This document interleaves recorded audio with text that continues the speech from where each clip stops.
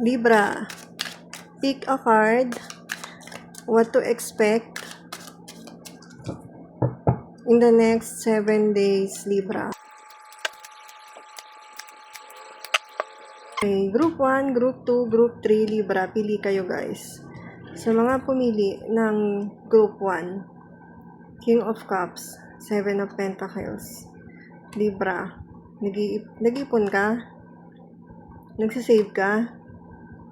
Parang gusto mo nang kuhanin yung tinabi mong pera.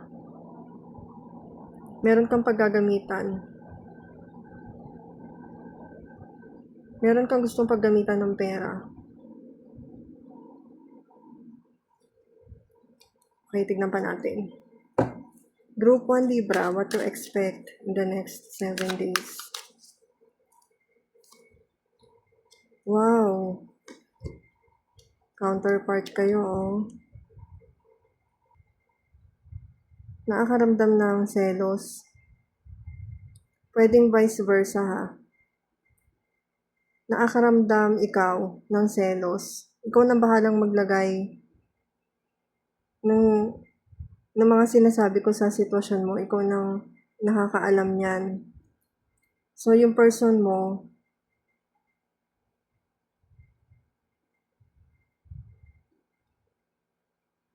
so ikaw, gusto mong bigyan itong person mo. Itong person mo naman, alam mo, aware ka na marami siyang gastos. Marami siyang kailangan. And gusto mo siyang bigyan ng support. So, meron kang, hindi pala, oo nga, counter.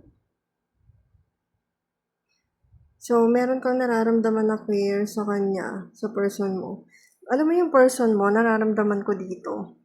May pagka-selosa siya.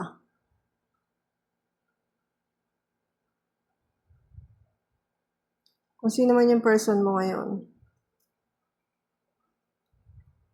And mukhang this week, pareho kayong nasa mas emotional na state sa isa't isa. Tignan pa natin what to expect. Bakit nararamdaman ko sa inyo, Libra? Merong parang nagre-reverse. Libra, ikaw yung nangangailangan ng pera. And gusto mo sana yung person mo. Bigyan ka niya. And yun nga, dahil nagre-reverse, yung iba, nasa-sense ko dito, ikaw, Libra, yung nakakaramdam ng selos sa person mo. Yung pagiging busy niya, nami-misinterpret mo, Libra. Pinagseselosan mo yung time niya.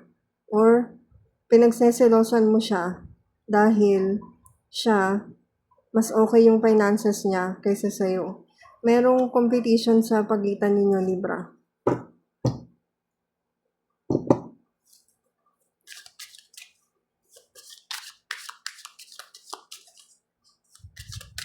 Pwede rin naman na ikaw to.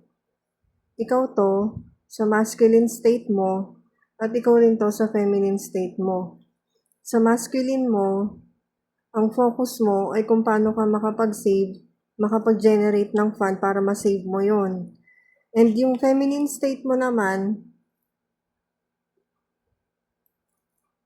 yung kung paano ka makapag-handle ng maraming endeavors mo na magsusupport dun sa goal mo na makapag-save ka. So, nagiging competitive ka. Or, yung field mo ay competitive ang mga tao.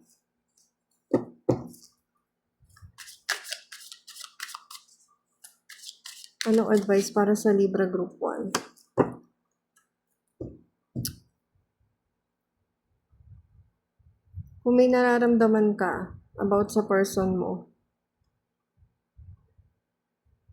pag-isipan mo mabuti and find answers within yung mga tanong mo. Masasagot mo yan, nandyan lang yung sagot sa kalooban mo.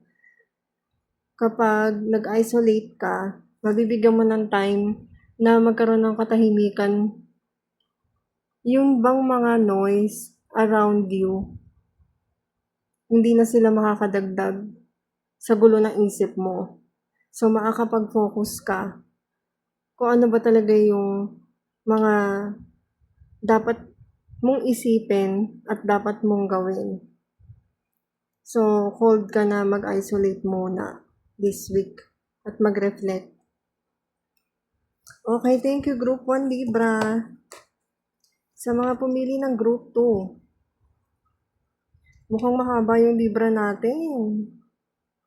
Group 2 Libra. Mukhang meron kang namimiss na tao from your past. This week, maaalala mo tong person na to. Okay. Pwede rin naman na baka may anak ka na namimiss mo. Kasi mas bata.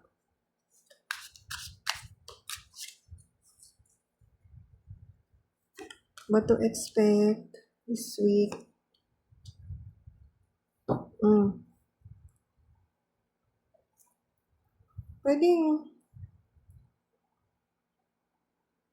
Pwedeng may yayayain kang umalis. Libra, Group 2. Pwedeng gusto mo tong yayain tong tao na to. Pwedeng ex mo to na i-invite mong umalis kayo this week.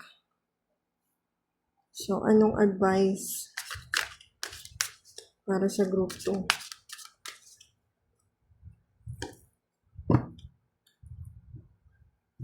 Okay, matagal mo na yatang gustong yayain tong umalis, tong tao na to. So, kung yayayain mo siya, pwede mo nang i-try ngayong week na to. So, may chance na this week. Okay, thank you Group 2 Libra. Sa Group 3 Libra, 2 of Wands, 4 of Cups. Ang lalim ng iniisip mo dito about sa mga plano mo. Pero may kulang, kaya hindi mo magawa. Hindi ka masasatisfy.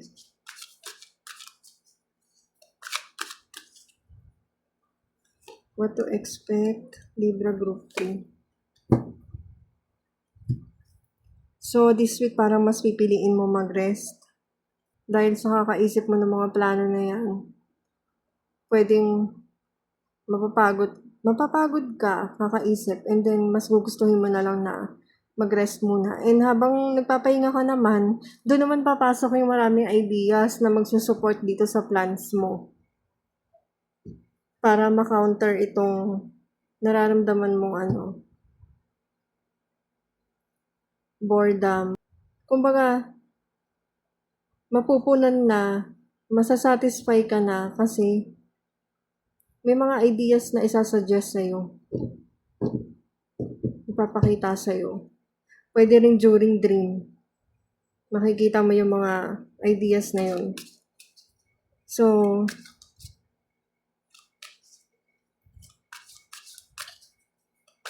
abangan mo yung mga dreams mo. I-monitor mo yung dreams mo. Baka nandun yung ibang sagot.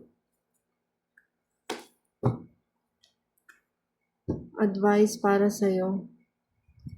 Mabibigyan ka ng chance ngayong week na to